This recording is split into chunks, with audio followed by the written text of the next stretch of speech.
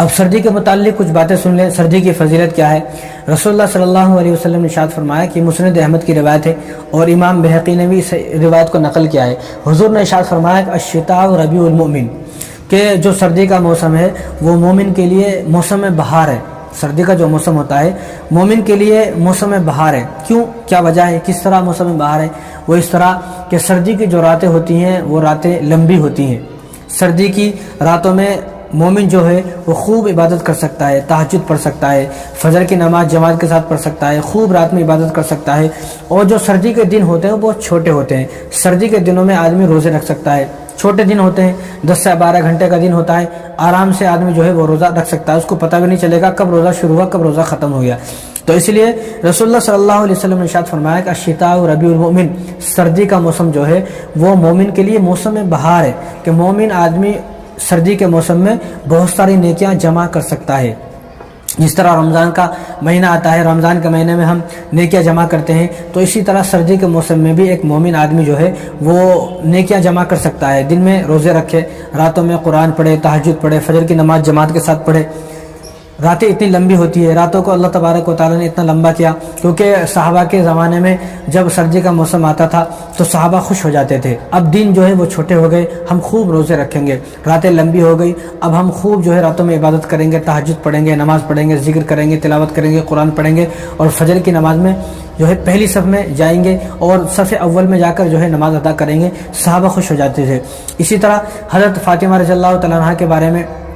آتا ہے کہ حضرت فاطمہ سارے سال جو ہے وہ سردی کے موسم کا انتظار فرماتی تھی، اور سردی کا موسم جب آتا تھا تو آپ خوش ہو جاتی تھی کہ آپ یہ فرماتی تھی کہ اب تہجد پڑھنا آسان ہو گیا، اب قرآن کی تلاوت کرنا آسان ہو گیا، اب راتوں میں عبادت کرنا آسان ہو گیا، اور دن میں روزے رکھنا اب آسان ہو گیا۔ تو آپ اتنی خوش ہو جاتی تھی، تو آج ہمارے زمانے میں بھی ہمارے سامنے بھی یہ موسم آیا ہے، تو ہمیں بھی چاہیے کہ ہم خوش ہو جائیں، ہم خوب عبادت کریں، کیونکہ اللہ تبارک و تعالیٰ نے سردی کے جو موسم ہوتے ہیں ان موسموں میں رات کو اتنا لمبا کر دیا ہے۔ 10 گھنٹے کی رات ہوتی ہے، 8 گھنٹے کی، 9 گھنٹے کی، 10 گھنٹے کی، 11 اور 12 گھنٹے کی رات ہوتی ہے، اتنی لمبی رات ہوتی ہے۔ اللہ تبارک و تعالیٰ نے اتنی لمبی رات کیوں دی؟ کبھی آدمی سوچے، اسی لیے دی کہ ایک زمانہ تھا گرمی کا موسم تھا، تو گرمی کا موسم میں راتیں چھوٹی ہوتی ہیں تو عبادت نہیں کر سکتا ہے۔ اب میں تم کو لمبی رات دے رہا ہوں، سردی کی جو راتیں ہوتی ہیں 8 گھنٹے، 9 گھنٹے، 10 گھنٹے، 11 گھنٹے کی راتیں ہوتی ہیں، تو اللہ تبارک و تعالیٰ نے اس لیے رات دی ہے کہ اللہ تعالیٰ یہ کہنا چاہ رہے ہیں کہ اب میں تمہیں لمبی لمبی راتیں دے رہا ہوں تو اس میں مجھے راضی کر لو،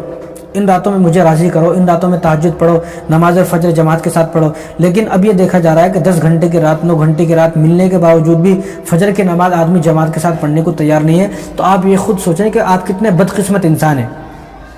آپ کی بدقسمتی ہونے کی علامت ہے، کیونکہ محبوب کسی کو بلاتا ہے تو عاشق کا فرض ہوتا ہے کہ عاشق جاتا ہے، محبوب بلائے عاشق نہ جائے تو اس آدمی کو کوئی عاشق نہیں سمجھا جائے گا۔ اب ادھر اللہ تبارک و تعالیٰ ہمیں ہر دن بلا رہے ہیں،